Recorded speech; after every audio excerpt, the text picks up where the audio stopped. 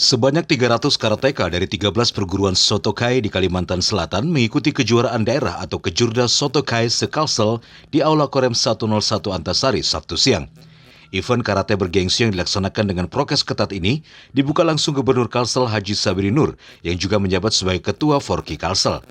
Ia sangat mengapresiasi kejuaraan ini dan berharap mampu melahirkan bibit karateka berprestasi. Generasi yang memang mereka punya kualitas ya untuk mereka di zamannya.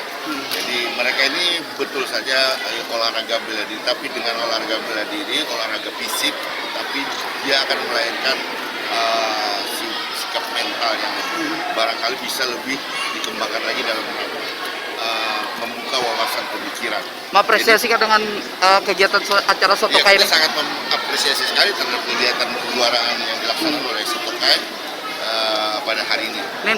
Sementara itu, Ketua Panitia Kejurda Sotokai Sekalsel Rudi D. Siswantoro menyampaikan kejuaraan ini sebagai ajang seleksi menghadapi Kejurnas pada bulan Juni mendatang. Bisa berkontribusi pada atlet Kalimantan Selatan ya, khususnya karate. Karena kami mempunyai atlet-atlet yang memang bisa dibanggakan. Karena memang hampir mereka pernah mengikuti kejuaraan internasional gitu ya. Jadi Forki dalam hal ini sebagai induk organisasi kami akan memberikan kontribusi kepada Forki, kepada wilayah Kalimantan Selatan khususnya untuk menyumbangkan atletnya untuk mewakili provinsi ini.